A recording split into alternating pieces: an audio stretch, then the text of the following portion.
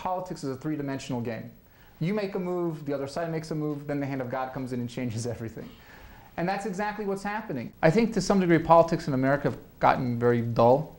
Unfortunately, there's less of a distinction between the two parties these days. I will say this last presidential election was one of the most exciting we'll probably ever see in our lifetime because of the dynamics of Barack Obama and what it meant.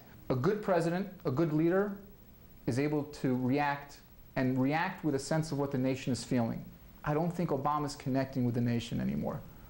I think he connected with them in terms of the hope and the willingness for change, but now in terms of leadership, I'm not sure he's there.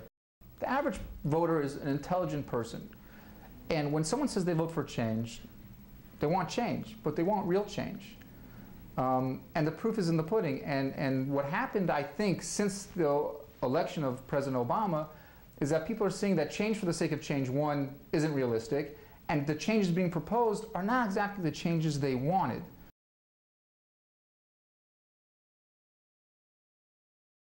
Socialized medicine doesn't work.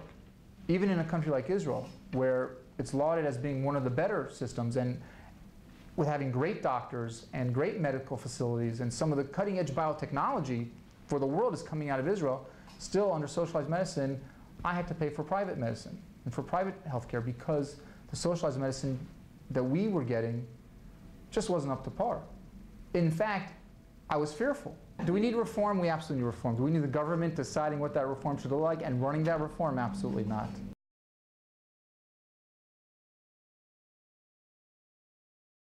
We've had this happen before after the first World Trade Center bombing, where in that trial, some of our techniques with regard to eavesdropping on satellite telephone communications came out in court. Guess what? Terrorists stopped using satellite telephones. So why are we communicating to them our playbook? And it's a very limited playbook. Why would we telegraph any one of our abilities to gather information to the terrorists? Forgetting whether they can have a fair trial, not fair trial, that doesn't bother me. I'm not worried about that. I don't care about that. I mean, I care, but I don't care. What I care about is our ability to fight terrorism. And to me, this decision directly puts at risk our current abilities to fight terrorism. My big problem with the Obama administration is that from the minute they took office, they have projected the opposite of pride, almost shame.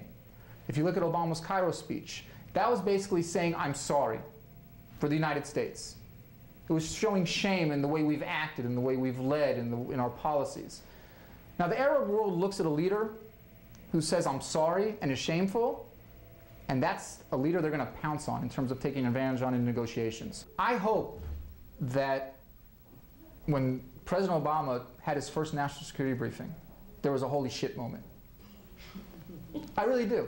I don't think people understand what's happening on a day-to-day level. And I quite frankly think the United States has done a brilliant job since 9/11 in protecting American citizens. Because anyone who thinks that 9/11 was the end of their desires is absolutely wrong. They have been trying since September 12th, whether at a small scale or large scale. And the fact that we haven't suffered another major terrorist attack in this country is really credit to the intelligence services of the United States and having nothing to do with party politics.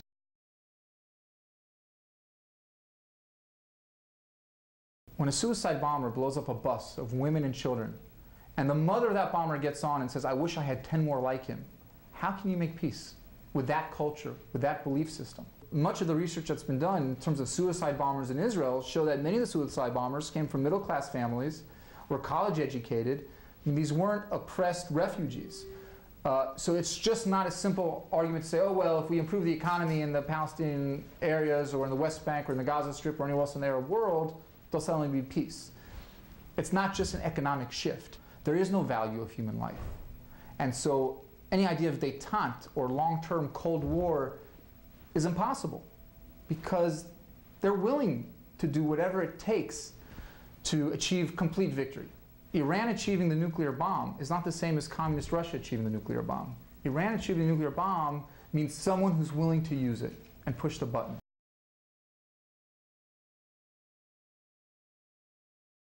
The first thing the U.S. has to recognize is whether or not both sides really want peace. Now, if one side wants peace and one side doesn't want peace, no matter how much time you spend negotiating, no matter how much shuttle diplomacy you do, no matter who you send, whether it's the President, the Secretary of State, or anyone else, you're not going to get a peace agreement. The other side has to want peace.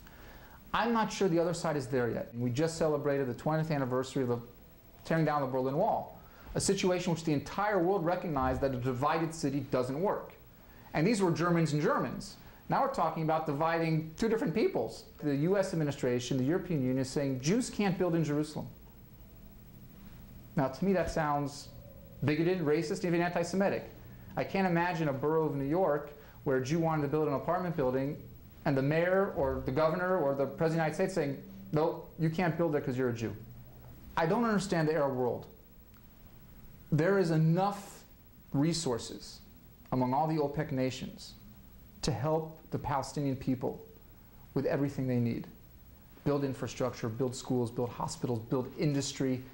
They have the means, they have the resources. It's a small line item on their budgets when you look at what these oil-producing nations take in GDP every year. Why aren't they doing it? My belief is that, unfortunately, the Palestinians are the perfect political pawn for many Arab nations.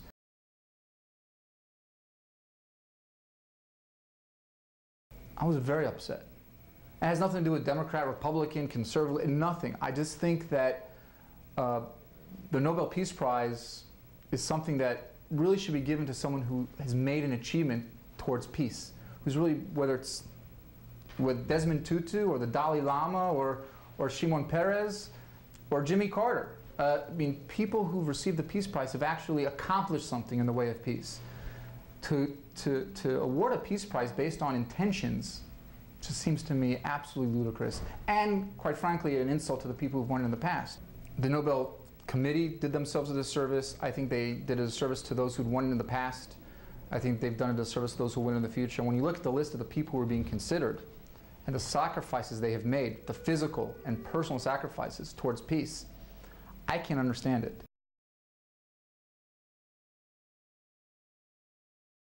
A lot of family was lost, and certainly their stories of survival were inspirations for me. I never had to look past my family for role models.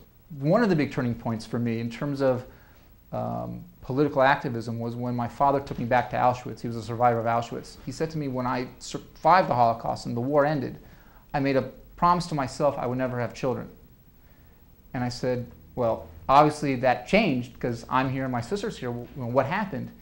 He says, one thing happened. He says, I came to the United States.